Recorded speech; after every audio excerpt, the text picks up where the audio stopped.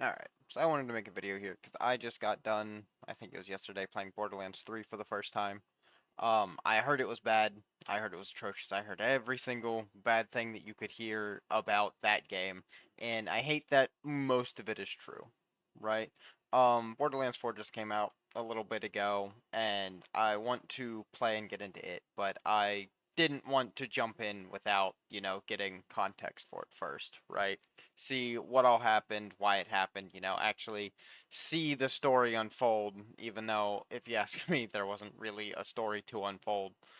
It was more or less just, not context. What's the essentially the game just talking at you for several hours, being all like, "This is what's happening."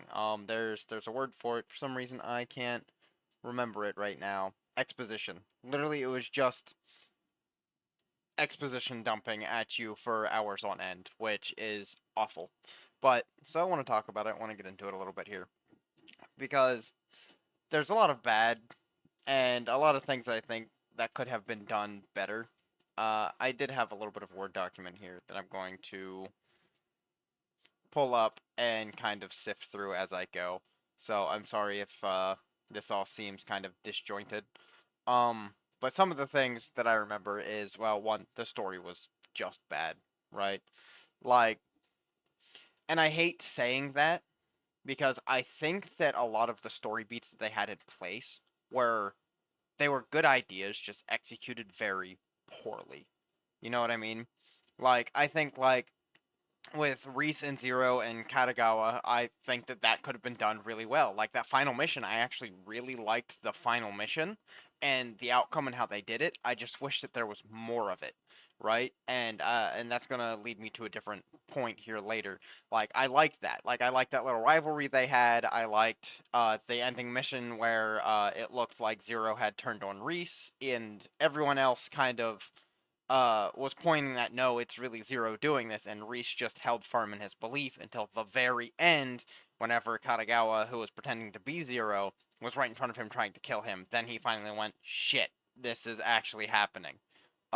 If that would have been spread out over a longer duration, such as like several hours, you know, and I'm not even talking like that storyline. One storyline had to last several hours. I think if they just paced it better, uh, it would have been better. And I'll touch on that a little bit more here in a bit. Whenever I say if they would have just paced it better, um, that storyline I really liked.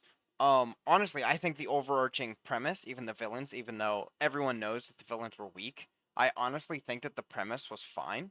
I just think that they needed to do it better. They were so hell bent on making the villains unlikable that they ruined everything for it, right? Because just look at like Handsome Jack, right? He was unlikable, but you understood his motives. You understood what he was doing. These guys were just mustache twirling evil to be mustache twirling evil, right? And I hated that. If they would have had real motivations, such as you didn't learn any of their motivations until the very end of the game, whenever, you finally met their father, who has been teased at you for the entire game, really, if you ask me. You meet him and he's all like, "This is my fault because I just wanted to keep them safe here with me," And it's like, okay, we get it. I understand that. I think that DeLeon was one of the few compelling characters in this entire game. Um, but even then, he didn't get much screen time, and I think that that's what made him compelling, right? Like you have his audio logs everywhere, but they take up a little bit of time, and I think that that pacing is really good. Like you go and if you want to, you go and find those audio logs. They take up like 30 seconds of your time while he tells a little story, and then it's done. But it's paced throughout the entire game, little by little.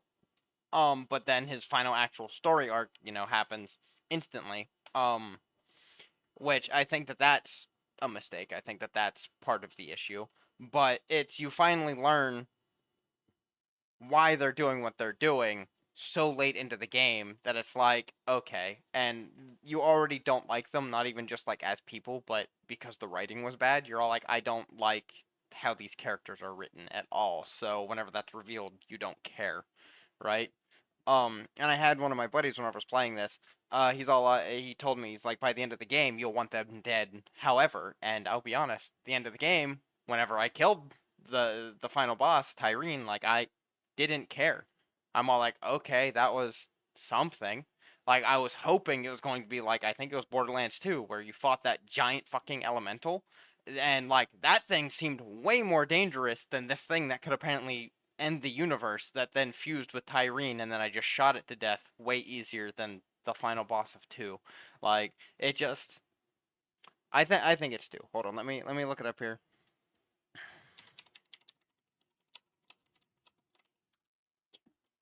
Yeah, no, it was definitely 2. Yeah, this fucking thing. Yeah, the warrior. Like the warrior. Hold on. This thing. Like this thing. This final boss battle, I still remember to this day. I loved this, and this seemed way harder to deal with than but I don't remember him being touted as, uh being able to end the universe, destroy the planet maybe, but end the universe definitely not. Meanwhile, this one that can was smaller. The boss battle ended so much quicker, and I just didn't care. Right? There's so much build up to the final boss of Borderlands 2. Anyway, I can get into that later, maybe. Um, but the point is the villains were just written and paced wrong, right? Because like, and I hated it that as soon as DeLeon said I had 2 kids, I went, oh my god, you like I knew instantly. Like I even messaged my buddy about it, going, I already know that Tyrene and Troy are going to be his kids. They don't even have to tell me.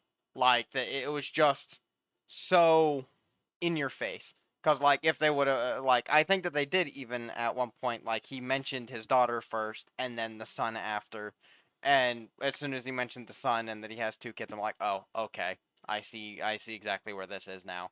Um, but all in all, I think that the premise was okay.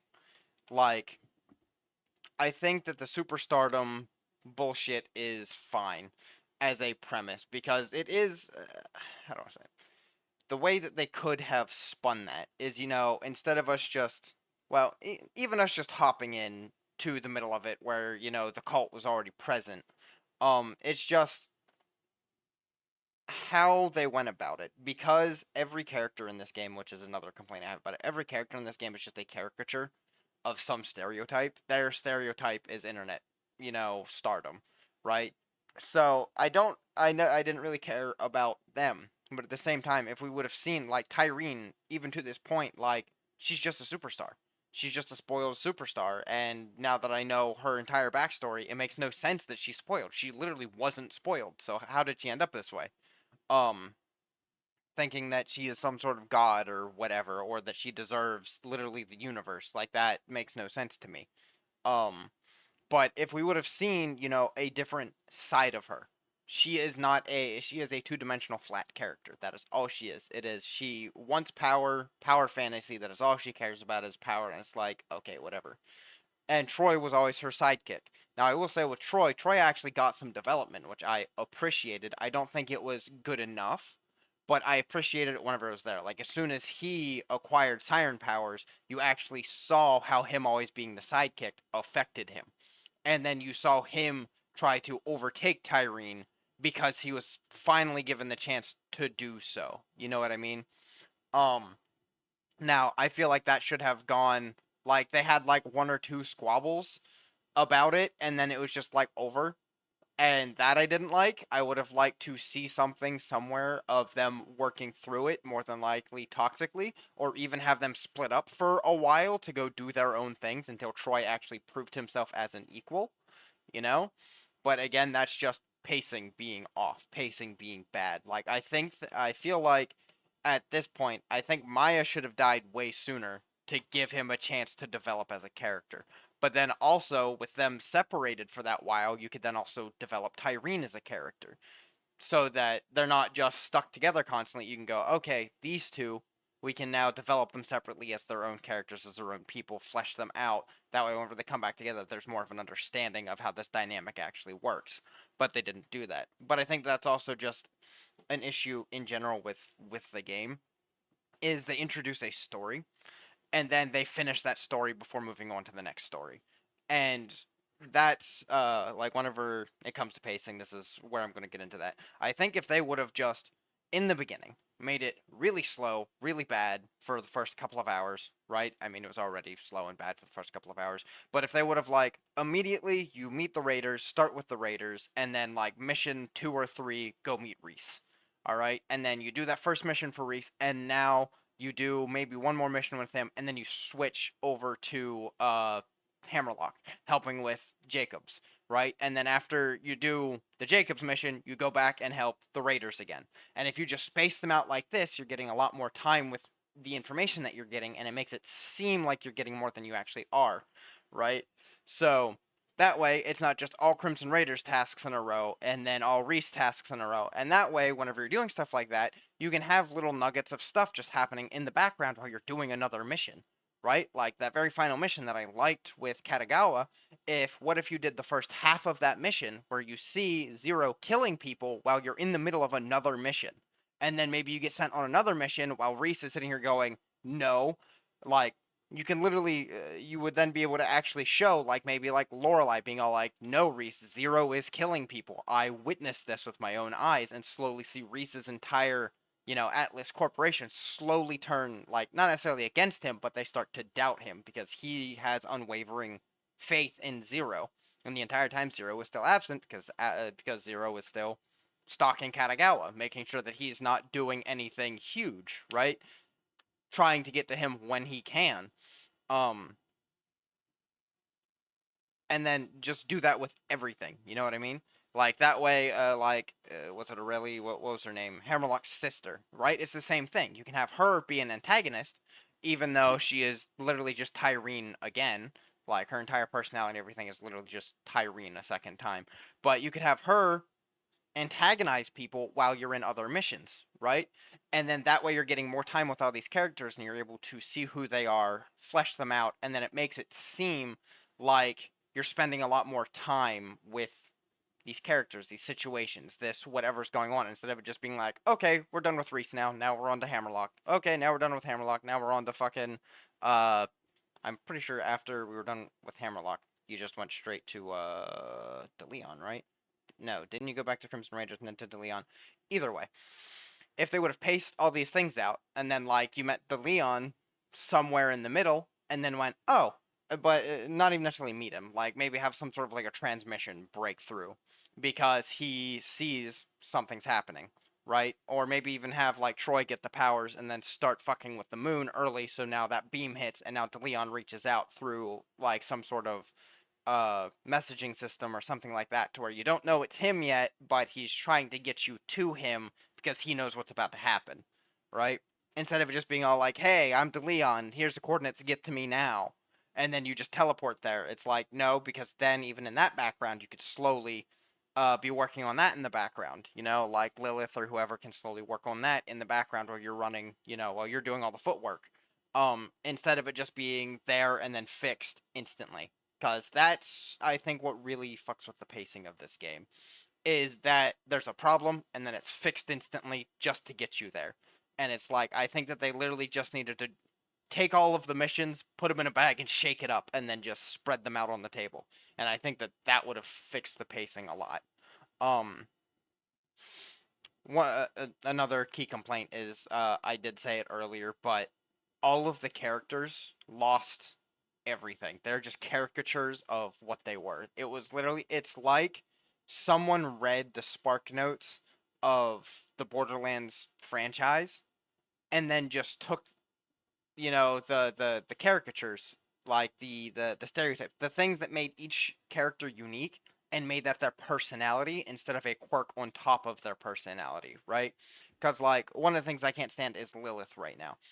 I'm going to, I think, at some point in time, go back and replay the games, like 1 and 2, to make sure that I can say this with my whole chest, because I'm not exactly sure, because it's been so long since I've played 2. Um, but I'm pretty sure that Lilith has already learned not to underestimate her opponents. So how did she get her powers taken? Like, she would have had to move backwards in her character arc to lose her powers in that fight, right? So many things needed to go wrong. Like, she is a smarter individual than that. She is a more capable individual than that. And she lost her powers to a couple of teenagers because plot convenience.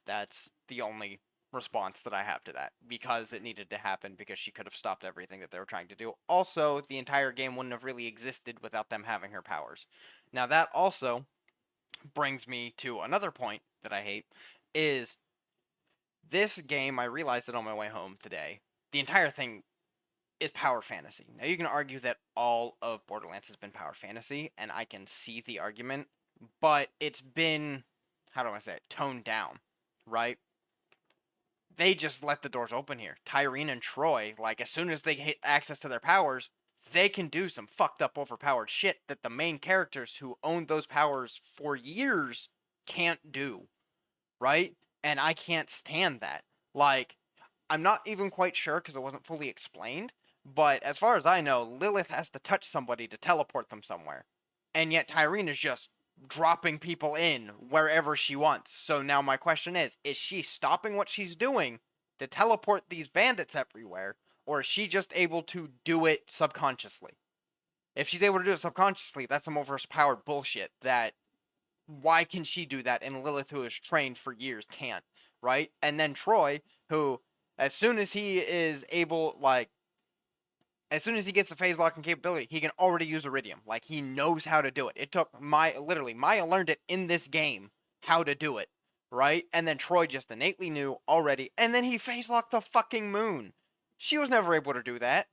All I can say is, at least at the end of the game, Lilith did get the power up to where I've learned, apparently, like, I thought she blew up the moon and died.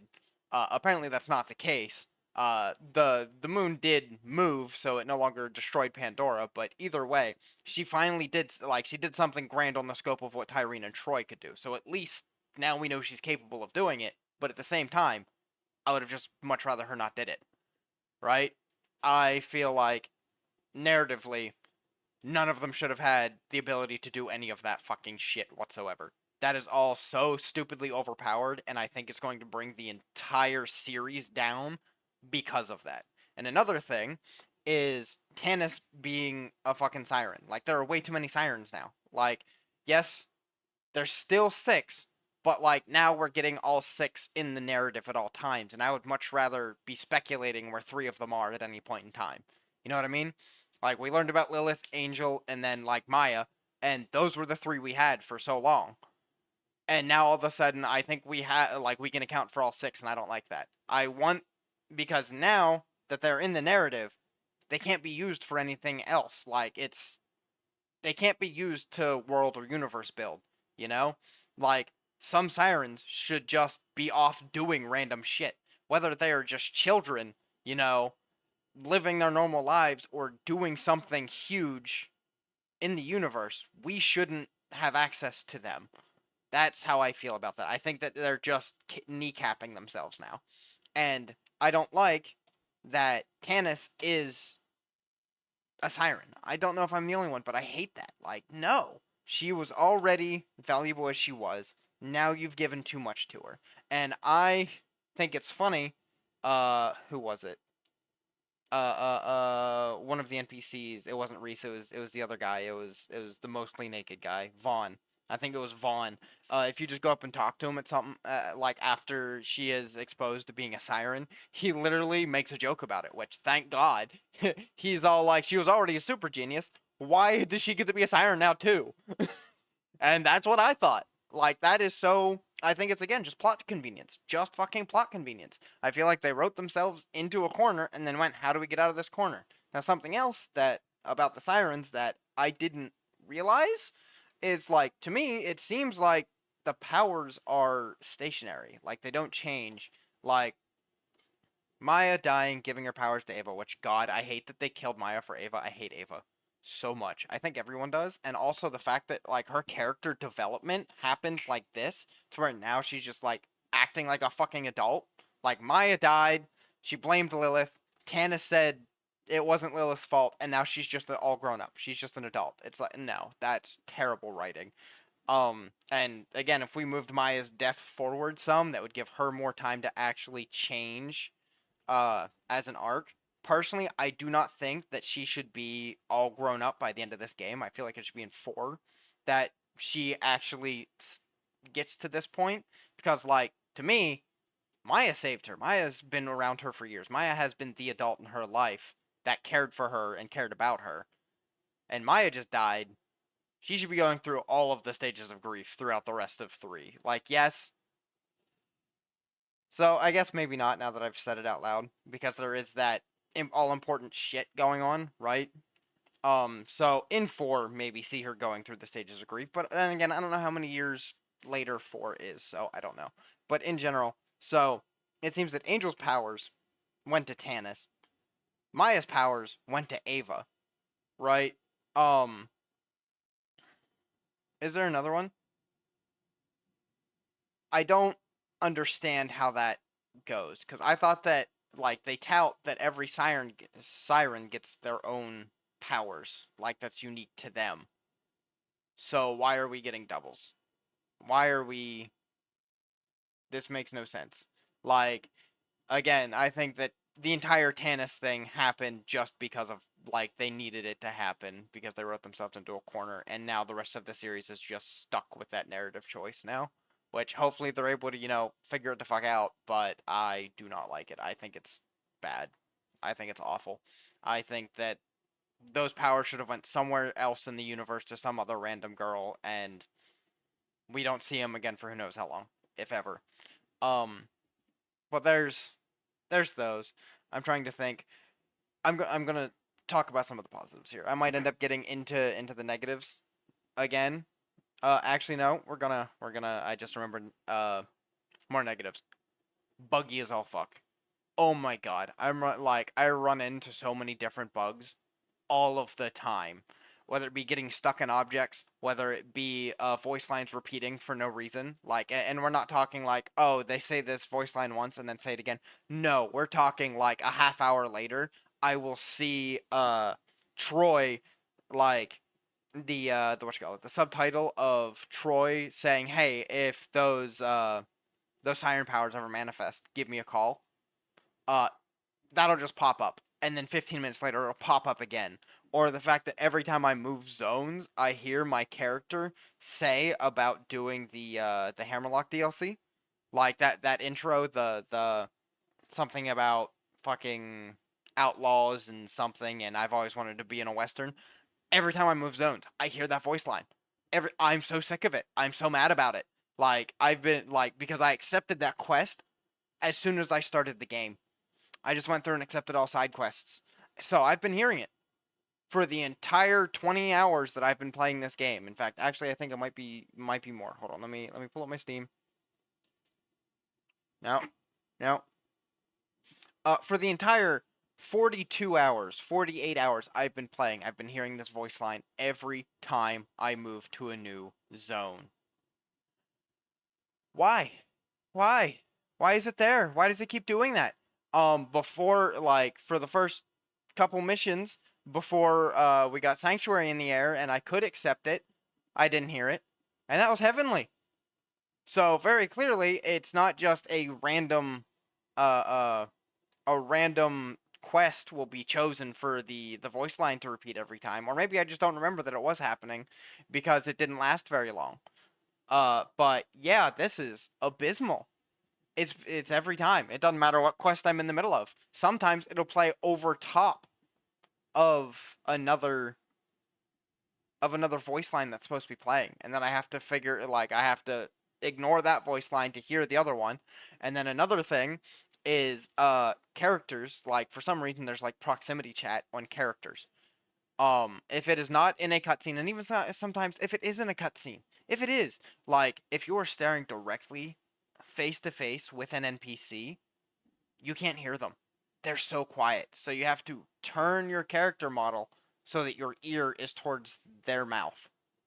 And that is so and if you turn around, literally they might as well be mute.